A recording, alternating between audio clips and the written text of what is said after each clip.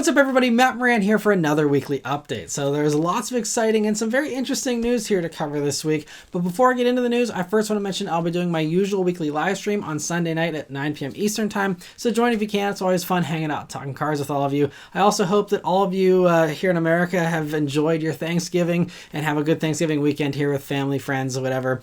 And I hope you enjoy the relaxation, those of you who celebrate it. But anyway, getting into the news here this week. The first news story here is something that we had expected at this point, I think, but has officially been confirmed, and that is the Celica is returning. So, during the 2024 Rally Japan this past weekend, Best Car Magazine asked Toyota chairman Akio Toyoda if the Celica is returning, and while he refused to answer, he directed the question to the chief technology officer, who surprisingly, I don't know if he wasn't in the same room or didn't get the memo, but he surprisingly just came out and said, "We will make the Celica." And then added, "So I wonder if it's okay for me to say this." And yeah, I wonder that as well. But, again, we were basically expecting it at this point. Even just a few weeks ago, there was a list of future sports cars from Toyota that was teased in the background of their Grip anime series that Toyota puts out.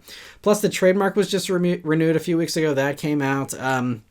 And even Akio admitted last year that he requested to have the car make a return. And Toyota's president also said that he wanted it to be made. So, if the top, powerful people in the company want it to happen and, they were able to justify it somehow, it sounds like it is actually happening here, which is great.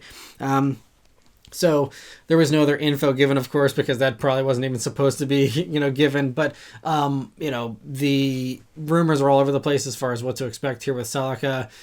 I'm inclined to think that it will be like a Prelude competitor and, might not be super sporty, but it could be amazing and sporty. And, there's also, it seems like there's been a sentiment that maybe they're just going to put the GR Corolla motor in a bunch of different things. There's talk about it going in the GR86 and, having it in a Celica as well. It would make a lot of sense if you Celica is the all-wheel drive one and maybe you leave the GR86 as the rear-wheel drive one. Could be a market for both potentially. And especially if the Celica is a little bigger, a little less hardcore than the GR86, that could make sense too. We'll see what they do with it though. And, the fact that trademark has been secured and stuff makes me think this isn't super far off. But we will have to wait and see. But great news there. And, this week, in other Toyota news, we did get our first official look at the hotter Supra that's been spied around the Nürburgring, it seems like, for a year now. And in Europe and Japan, it's going to be called the A90 Final Edition.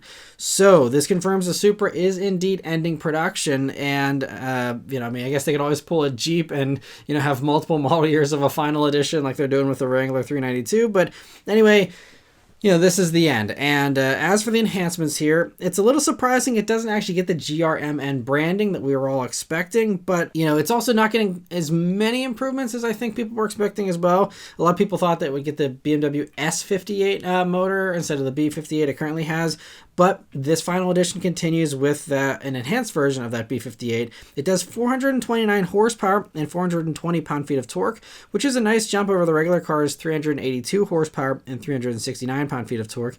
And in Europe, where the Supra is actually detuned, this is actually 94 more horsepower, so even more substantial there. Beyond the motor, there's bigger Brembo brakes, an adjustable KW suspension, lighter TGR wheels running more aggressive Michelin Pilot Sport Cup 2 tires, measuring 265 wide in the front, 285 in the rear. They're also 10% wider for those tires than before, and also running more aggressive camber. It'll be louder thanks to an Akrapovic titanium exhaust, and it also only comes with a manual transmission.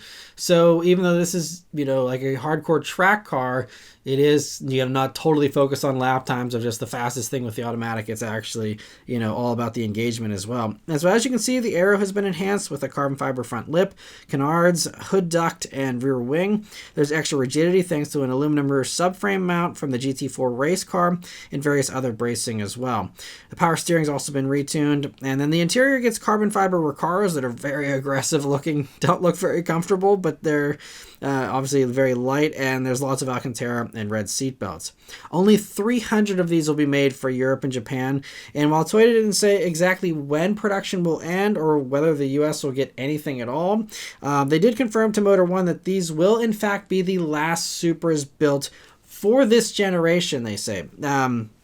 And so them specifying, this generation it means, we already heard not too long ago, like they were saying, that basically they have plans for, a next gen Supra, essentially. And so, yeah, it is interesting though, because there had been talk that maybe this was going to extend out and that this, Mark V was going to last a little longer. Sounds like that's not the case. But before those final editions do roll off the line, they're also offering a lightweight Evo package for global markets, which means maybe at least we'll get that, if not the final edition. I think we probably would get a final edition. We'll just have to see. But anyway, so those lightweight Evo packages will be available to order in January, and that gives you the bigger brakes and some of the rigidity improvements, along with a carbon fiber ducktail spoiler. And so hopefully we get U.S. specific info here soon, especially if ordering's opening in January for those. I would assume that, they wouldn't want Americans to, be at a disadvantage from an ordering standpoint if they are going to offer us something. So we'll have to see. But it's sad. This is actually the end of the Mark V Supra, and obviously, I've covered this vehicle ever since, it was announced and revealed. And I mean, obviously there's lots of hate for the partnership with BMW, but, now looking on, 5-6 years later here, I still think it's an awesome car. I loved it from the beginning. I never, understood the hate. I think it's, a great car. It's fun, and I'm just happy that it existed, even if it wasn't 100% Toyota. It was a great car that actually was, fairly affordable. A new Supra, probably, if it is completely engineered by Toyota, will be more expensive. And, that's, they just chose to do something a little bit more affordable for this generation. And I think that's great. And, so yeah, I'll be sad to see the Supra go, but hopefully I get a chance to do one last drive in one of those before they ride off into the sunset. But, that also might not be the only sports car going away, potentially, with the Nissan Z and all of Nissan potentially going away and potentially only having 12 to 14 months to survive, according to two unnamed Nissan executives that spoke with the Financial Times. And so one of them added, "This is going to be tough. And in the end, we need Japan and the US to be generating cash." And they also said that all options are on the table, including new investors like a bank or an insurance company, and even the idea of Honda taking a majority stake, which could be possible since a few months ago, the two companies did sign a partnership agreement to share EV platforms long term. And so I don't think that Honda would have entered into that if they actually know what's going on with Nissan. If Nissan only had 12 to 14 months to live, they wouldn't sign a long-term partnership. So part of me thinks either Honda knows about this and, there's something being worked up here, but it sounds like Nissan isn't confident of that because, they're scrambling here being like, hey, like who wants to give us money to survive, essentially. And, even Renault's been kind of trying to back away from Nissan, it seems a little bit. And Renault, they still own part of Nissan, but they seem interested in selling their stake to Honda. So it seems like Renault wants to offload it. But I feel like this would give Honda bad vibes about like, okay, everyone's trying to distance themselves from Nissan. This was one of our main competitors, and yes, we agreed to partner up with them for EVs, but if, you can actually eliminate a competitor, I don't know how those discussions are going.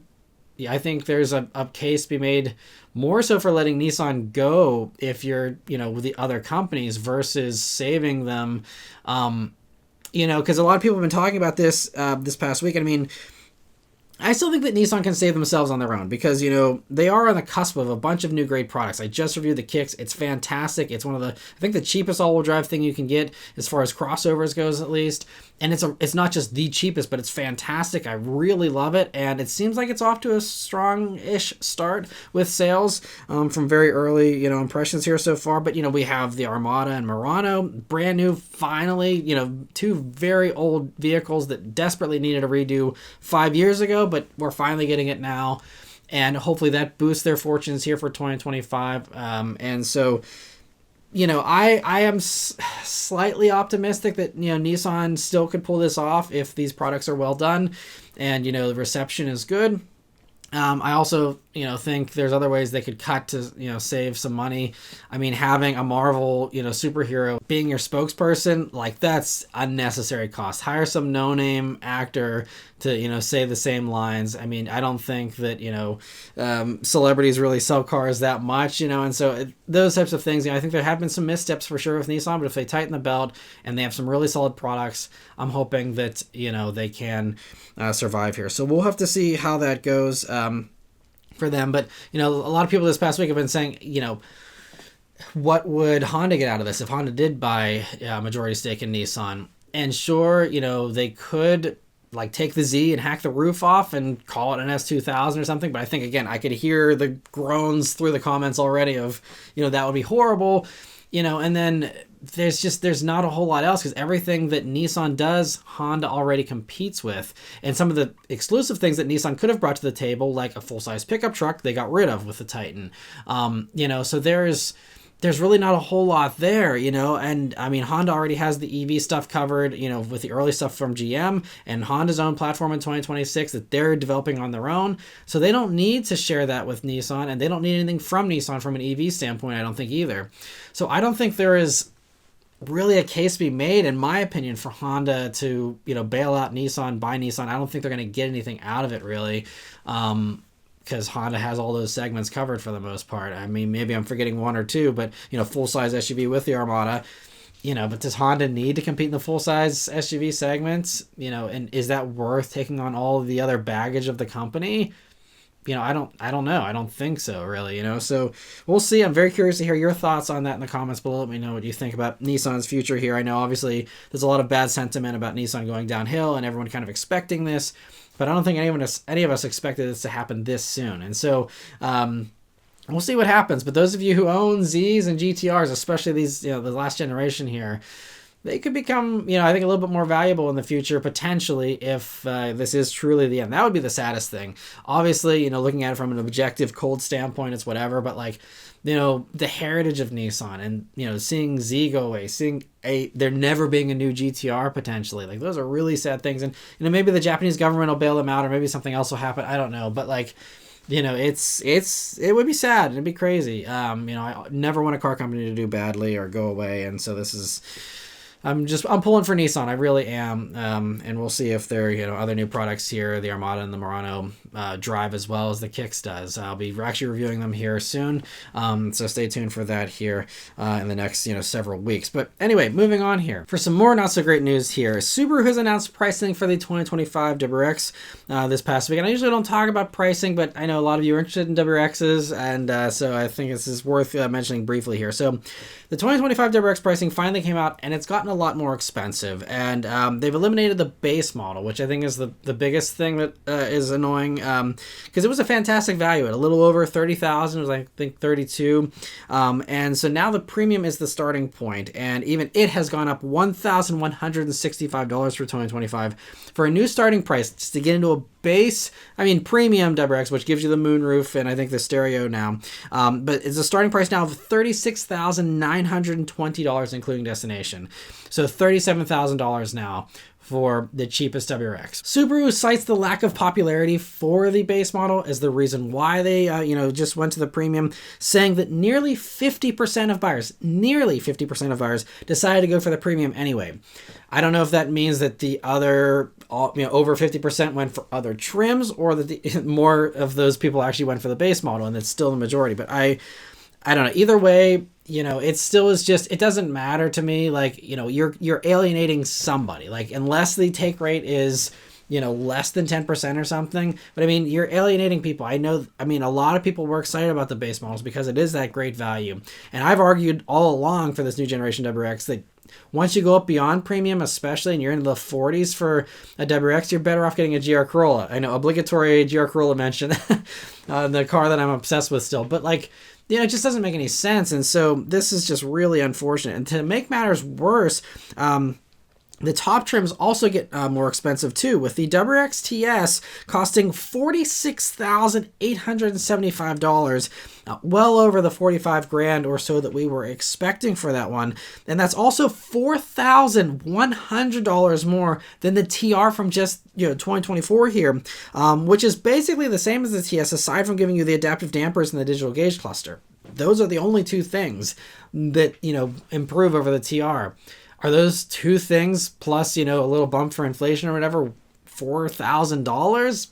Even that, it just, to me, I don't know how they're justifying this, but yeah, I would say if you must have Brembos, I think the TR is also not the best value, again, because I just get a base model, but if you must have those Brembos, I would definitely say, you know, hurry up and run out and get a TR, especially if you're going to mod the suspension anyway and you don't care about the adaptive dampers. Get a TR while you can. But other changes for 2025 are that all WRXs get the red WRX badge on the grille and the trunk lid, just like the TS, which I don't love, but I guess Plastidip's still a thing, right? So you can fix it yourself. There's also the new Galaxy purple color available, which is the only bit of good news here in my opinion, because it's a beautiful color. It's the same one I covered on the 2025 BRZ Series Purple just a few weeks ago in the weekly update here. And so, yeah, it's unfortunate that you have a beautiful purple car stuck with bright red badging. But anyway, yeah, it's just unfortunate that, you know, by the day, the GR Corolla gets more appealing. 40 grand for more horsepower, you know, the adaptive diff and all that. I mean, it's crazy to me. I don't know how they're justifying this because, again, it's only 76 horsepower, 271 horsepower.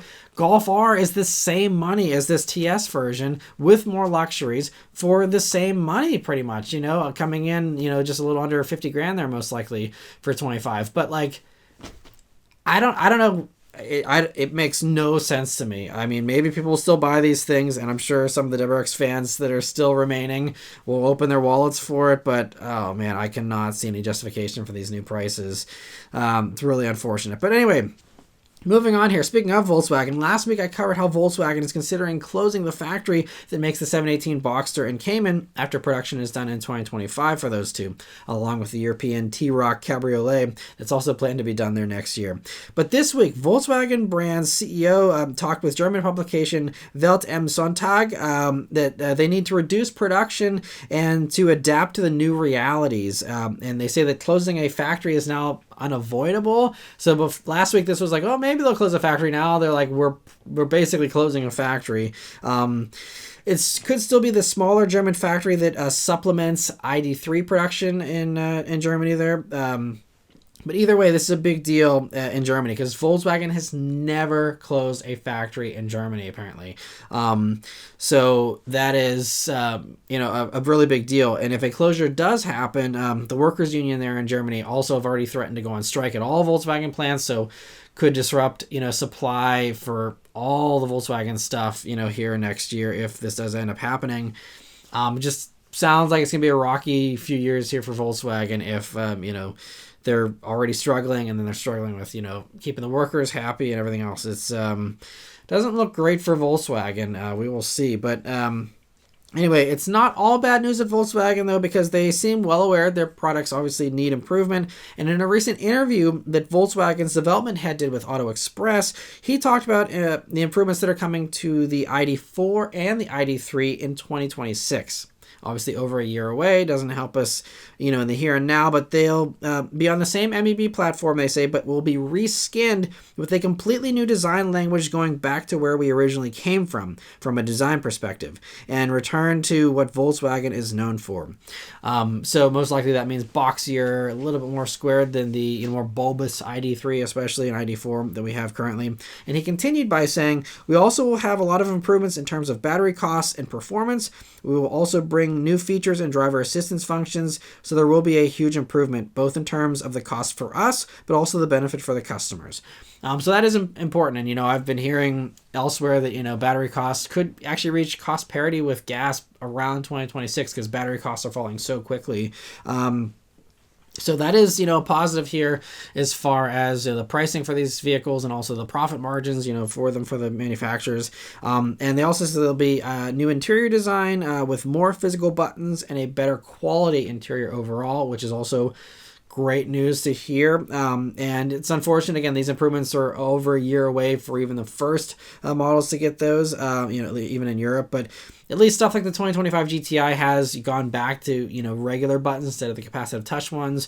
So there is some improvement slowly happening already, and they're hopefully on the right path. But, you know, is it, you know, going to be coming soon enough to really help them? Because I think 2025 is going to be a very rough year for Volkswagen and for potentially a lot of the auto industry. So we'll have to wait and see.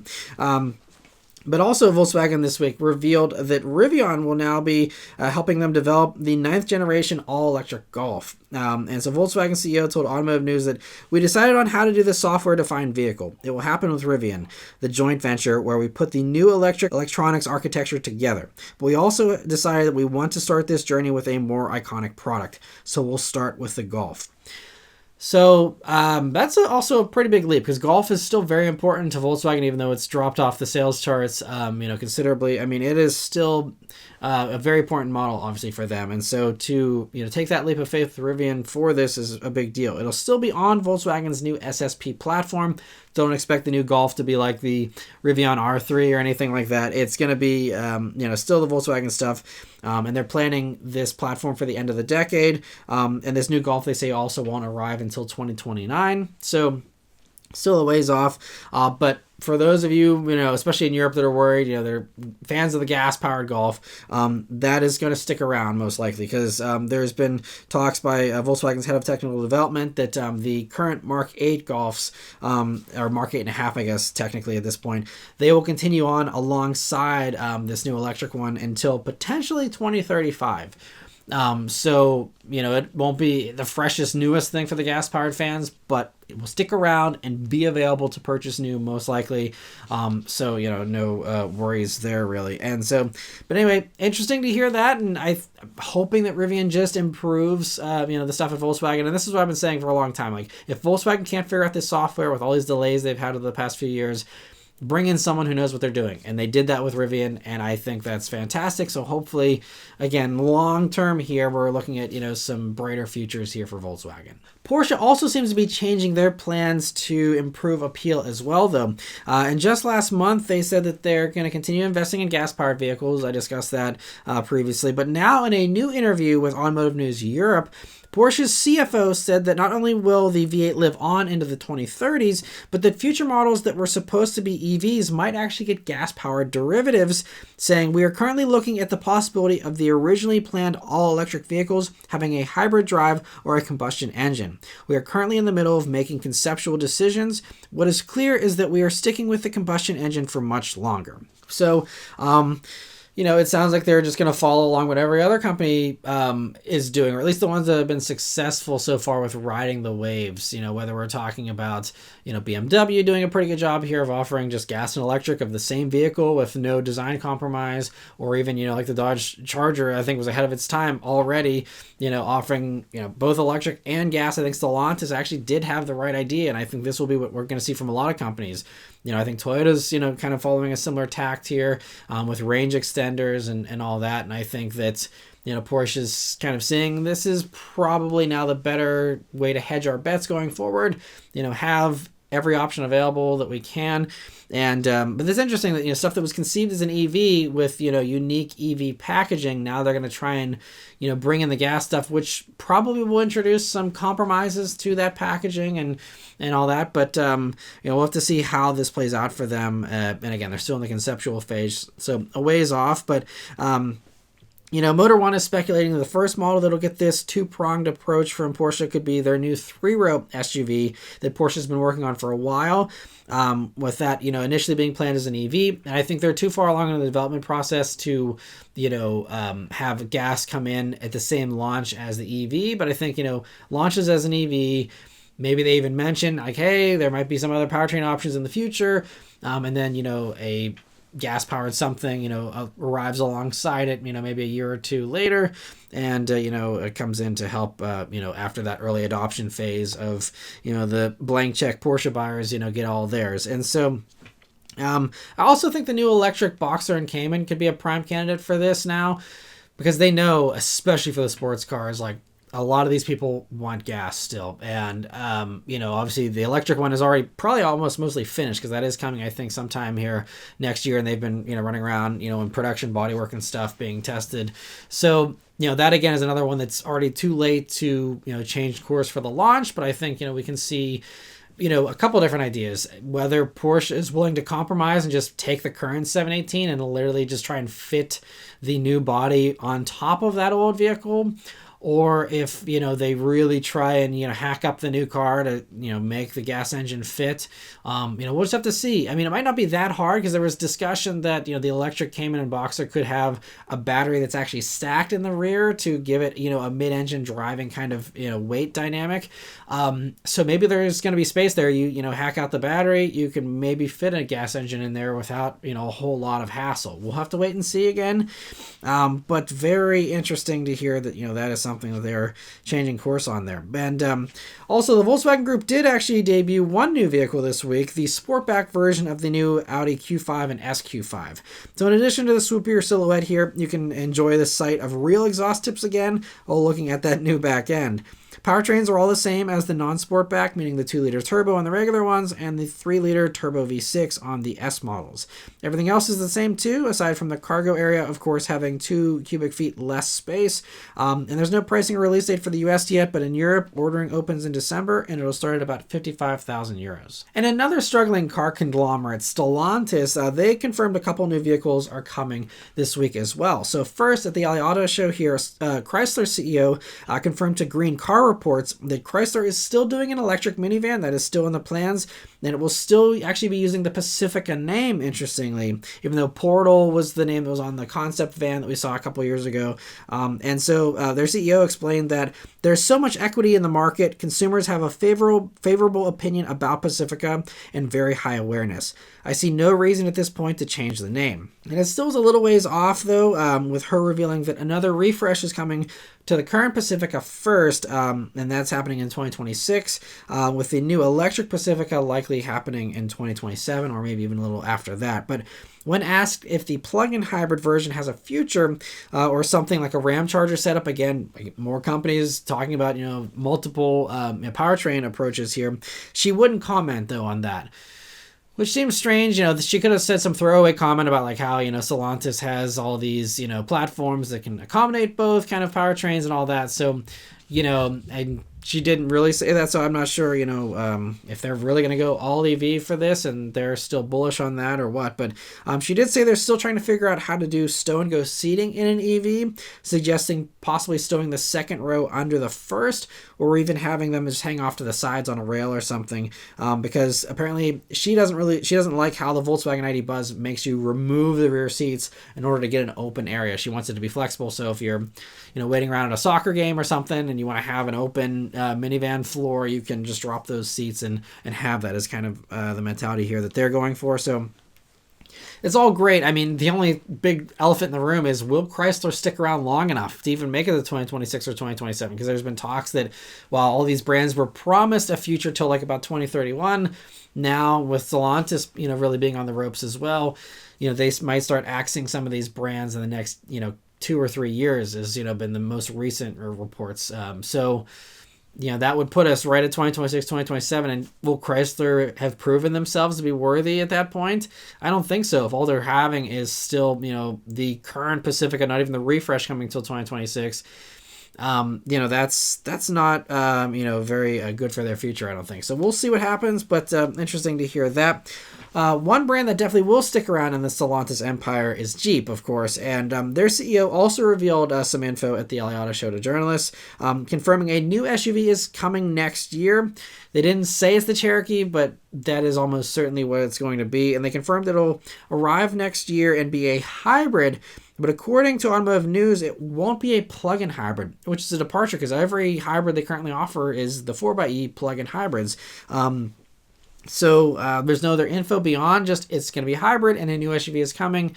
But it might be a little bit of a wait because we're still waiting on Wagoneer S to be polished enough to be released. I think that was supposed to come here this fall, and that again has came and went. So we will see. It sounds like there's just a little bit of a delay with everything in Stellantis because they want to make sure the quality is good after the stumble with Ram this year and stuff. So I wouldn't expect this super soon, but hopefully, a new Cherokee is coming at some point next year, even if it's just a reveal by, the end of next year. It's, it can't come soon enough because, again, Cherokee was their main competitor in that, compact mid-size kind of segment. They just abandoned that and just was like, oh yeah, we're just going to let this old one die and not have anything to replace it, which is not the way the industry usually works. I'm not sure how that happened, but anyway, interesting to hear that at least something new is coming relatively soon. And for the last news story here this week, that's really crazy, again, the shifts in the industry here. So there's a surprising report from Korea, the Korean business newspaper called Pulse, actually, that claims that Hyundai and GM are pursuing a variety of partnerships ranging from jointly developing pickup trucks for Latin America in particular, as well as swapping badges on current products to allow Hyundais to be sold as Chevys and vice versa. They're also considering buying stakes in each other, supposedly, to further deepen their partnership and their relationship after signing a memorandum of understanding back in September to jointly develop cars together. So I covered that back in September. Still was pretty big news back then, like they're going to work together on cars. And so now that the publication says that their Hyundai sources claim that Hyundai's chairman went to the U.S. this month to meet with GM CEO, and that during that last meeting, the two leaders reviewed the progress made since the MOU was signed. And then, according to the report, their view of the badge engineering approach is that it would reduce development costs while achieving the benefits of new model launches, as well as using each other's sales networks. And I can understand that, but will people actually go for badge engineered vehicles these days, especially in America? Maybe in other markets, people care a little bit less about that. But here, especially, the pride of Chevy and all that, I just, if they take a Hyundai Sonata and put Chevy badges on it and call it the new Malibu, like, is anyone going to like that? Maybe, obviously there's a few people out there that are just completely out of the loop and haven't seen the new Sonata or something. I'm like, wow, great new Malibu. But I feel like the majority of people are not going to go for that, especially if the vehicle that is, being badge engineered is already on sale here in the States and everyone has already seen it and knows it. This just seems like something that, they got away with obviously in the 70s, the 80s, and the 90s. Will they get away with it these days? I doubt it. So I'm hoping they do more than just actual badge engineering and maybe have a differentiation like Hyundai and Kia do, with like Sonata and K5 being on the same platform but looking completely different, having totally different interiors.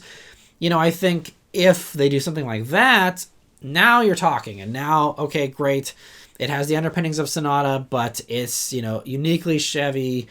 That's fine. And I think that makes a lot of sense. So again, this report wasn't super clear about exactly, what kind of badge engineering they're doing. But if they put Hyundai badges on a Silverado, no one's going to buy that. That's just, that doesn't work these days, I don't think. I mean, maybe I'm wrong. We will see what they do. I think, the partnership will be interesting to watch unfold and hopefully will help both companies. So I'm not against it, but I just hope they don't phone it in, and they actually spend a little bit of money to do it well so that it actually is a success.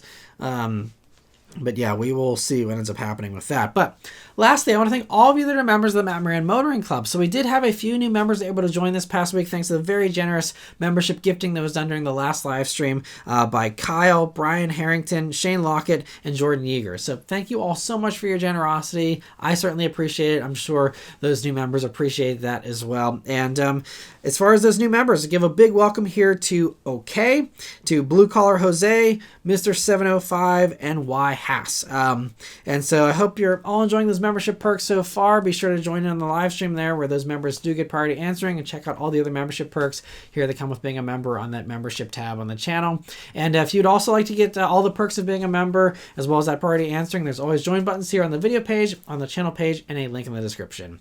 But anyway, thank you all very much for watching. Let me know your thoughts on all this stuff in the comments below. Please leave a like and subscribe to keep these videos coming, and I'll see you guys in the next one. Take care.